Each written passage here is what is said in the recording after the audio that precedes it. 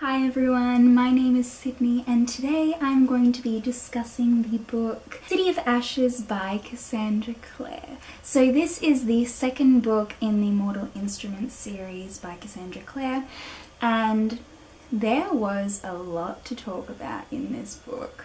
So if you have not heard about City of Bones, that's the first book in the series. Basically, to give you a little rundown about what it's about, it involves vampires, werewolves, magic, in a way magic, shadow hunters, demons, and all kinds of things. I feel like anyone would enjoy this and it's such a fun read. So without further ado, I'm going to go into spoilers about this book. But if you have not read the series, you definitely should go read it.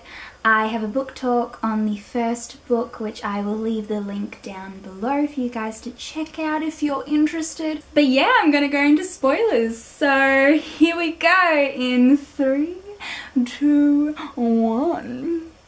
So within the first couple of pages, we can already see Simon and Clary's relationship forming, and I don't know how I felt about it. I felt like it was very forced. I felt like Simon was calling Clary his girlfriend way too soon and was saying that he loves her way too soon, and it was just kind of cringy in my opinion, because you can tell whilst reading this book that Clary is in love with Jace, which is also on another spectrum kind of gross, because reading it, it's incest. They're apparently brother and sister. So reading that, and especially the scene where they're forced to kiss by the fairies, was kind of gross, but in a way that scene was kind of hot too. So I really hope that they're not brother and sister, because there's something about them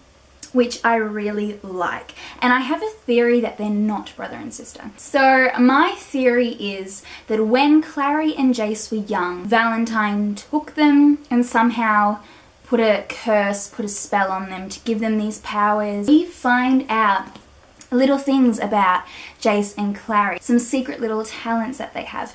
For example, that Jace, how he was able to just jump out of that little cell thing that he was in, how he was just able to jump, and it was so high up that he was just able to do it. And also within this book we find out that Clary is able to create runes that haven't even been created yet.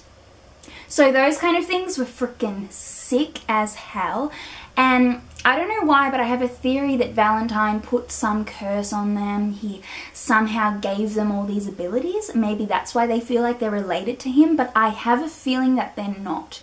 If they are, I still think that maybe Jace could be related to him, but I don't believe that Clary is related to him.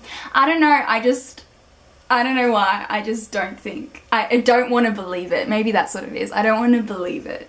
But anyway, so let's keep on going with the story. In this book we find out that Simon got turned into a vampire. I remember saying in my last book talk that I had a feeling that Simon would be a part of this world, but not a part of this world in terms of still being mundane. A part of this world in a different way. And so reading this book, I don't know, felt really accomplished because I felt correct. So him turning into a vampire makes him so much more a part of this world, so much more a part of their gang, their little squad kind of thing. So that was really interesting to find out. And also I had no idea that Dracula is Hungarian. So I was reading that whole little bit about Dracula talking, because they were watching Dracula on the TV, and Cassandra wrote a quote from Dracula and then said that he said it with a thick Hungarian accent. And my background is Hungarian Australian, so I read that and I was thinking, what? Dracula is Hungarian? Just because I didn't know that. I did not know that. I thought he was Romanian or something else, but finding out that he's Hungarian, that was kind of cool. So another thing that happened with Simon was we found out that he died. And when they said he died, Maya was all like, I saw it, he died. I just didn't believe it. I remember reading it and I didn't feel anything. I didn't feel like sad that he died. I didn't feel anything. I was just thinking, nah, he can't be dead. Like, this is Simon we're talking about, and I love Simon, and nah, he can't be dead. He's not dead. And so then, what do you know? He is still alive. Jace gives him some of his blood, and he survives. That whole scene, just saying with Jace, was awesome. I can't believe that the outcome of that was Simon being able to be out in daylight and not being like burned from the sun. Like, what? I reckon that was because he had Jace's blood, and Jace's blood has something in it which is powerful. I feel like it's because he drank his blood that's how that happened. But we don't really get a big rundown about that. We just get Clary being all like, I can't believe it, oh my god, and he's gardening and stuff. But yes, Simon was a massive character in this, which developed so much, and I really loved reading his storyline. Something that I was upset about with this book was when we found out that Valentine killed all the Silent brothers. I was so upset reading that whole part with Brother Jeremiah and how his mouth was open in a scream, and what Jace was hearing in his cell was horrific from that. I was so shook. To put it simply, I was shook. I was shooketh. Because for me, I remember saying, I said this in my last book talk, that I really like the Silent brothers. I want to hear more about them. And then, like, within like the first maybe 100 pages, they're dead. Fucking Valentine killed them all off. Reading that whole section was intense because Jace was so horrified. He was so scared, and it makes sense that later on in the book he ended up using the Fearless rune, which Clary created, and you just see such a difference from who he was at the beginning of this book to who he was at the end. It was incredible to see that little transformation. I loved that.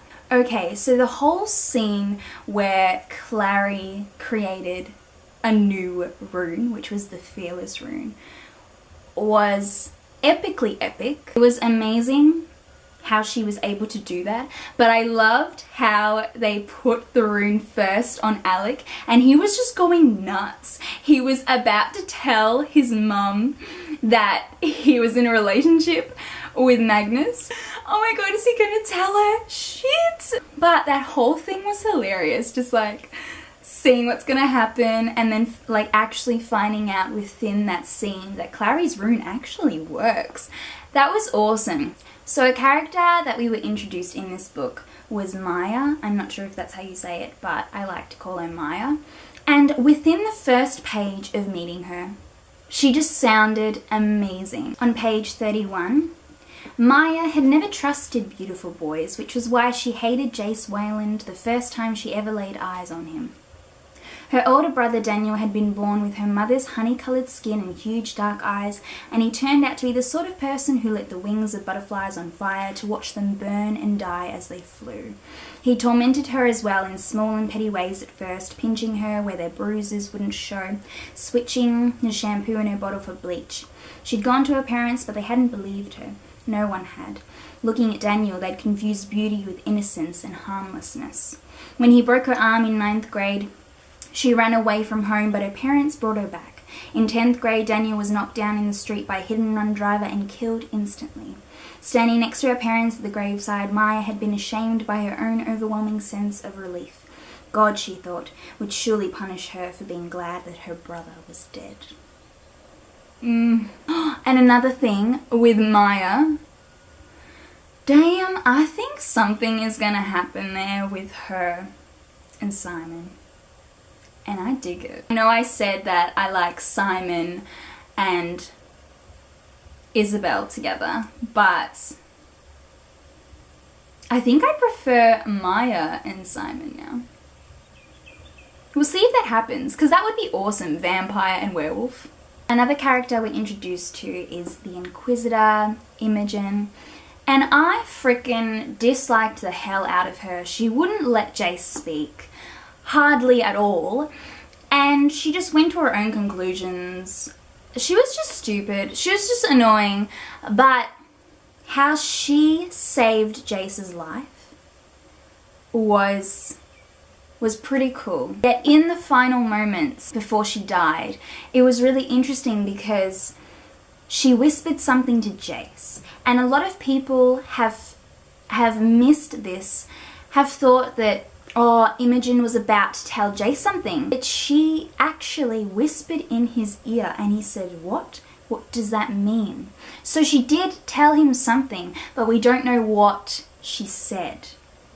So I'm really excited that we'll possibly find out what she said, because that would just be very, very interesting. The end of this book, we meet a new character named Madeline, and she apparently knows how to wake up Clary's mum. Who is this Madeline? Do we trust this Madeline? Another thing I loved about this book was we got a lot more insight into the mortal instruments. So the first mortal instrument is the cup, which Valentine took in the first book. And the second mortal instrument we discovered in this book was the soul sword, the Meliatark. I feel like, because the next one is called City of Glass, I feel like that little glass shard that Jace has, maybe that has something to do with the third mortal instrument, or there's some mirror around. Yeah, I don't know. But yeah, I hope you guys enjoyed this book talk. Please let me know your thoughts on this book, because I'd love to hear your theories. Actually, this is a good question. What do you think about Jace and Clary's relationship? Hope you enjoyed this video. I'll see you guys next time. As usual, bye!